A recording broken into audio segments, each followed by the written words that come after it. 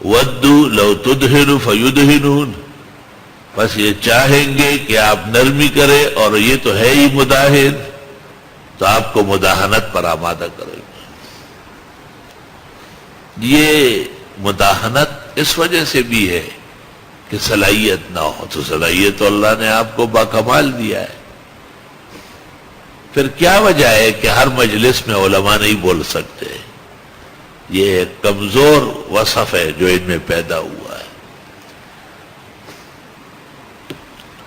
ایک بہت بڑے عالم کی جگہ ان کے ایک پیر بھائی نے تقریر کر رہے تھے، اس زمانے میں طالبان کی پسپائی کی خبریں آ رہی تھی، امت مسلمہ غمگین تھی بہت،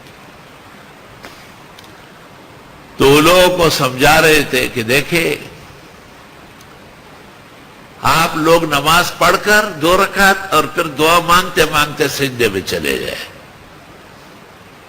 تو میں نے وہ مجلس کے جو بڑے تھے، ان کے بڑے بھائی تھے، ان کو میں نے کہا یہ روایت جھوٹی ہے، اور ہمارے عالمگیری میں، فتاوی شام میں، قاضی خان میں، بزازیہ میں، بحر میں، نہر میں لکھا ہے کہ یہ منع ہے۔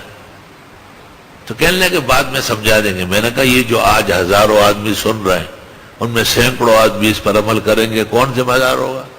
یہ کہتے ہی میں نے لاؤڈ سپیکر کھینچ لیا۔ میں نے کہا حضرت صاحب چونکہ پیر طریقت ہے، ان کی شفقت بہت ہوتی ہے اور اس کے سر پیر نہیں ہوتے۔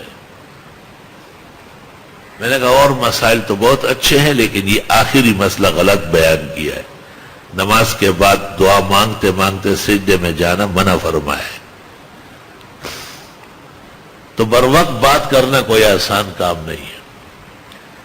اور ایک اور حضرت اقدس کے ہاں ہم گئے تھے، تو انہوں نے بھی کہا علم تو اتنا ضروری ہے کہ حکم ہے کہ چین تک جائے۔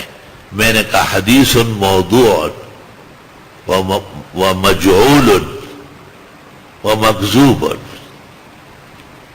حیران رہ گیا۔ میں نے کہا نام دنیا کے جتنے کتب رجال ہے اس میں وضاحت ہے کہ اس کا مدار ابو عاتقہ طرف ابن سلمان ہے اور وہ کذاب ہے۔ روایت میں کذاب آنے کے بعد حدیث ٹھہرتی نہیں ہے، وہ ختم ہو چکی ہے۔ آپ برائے کرم مخلوق کو ناجائز روایت نہ سنائیں، گناہگار ہوں گے آپ۔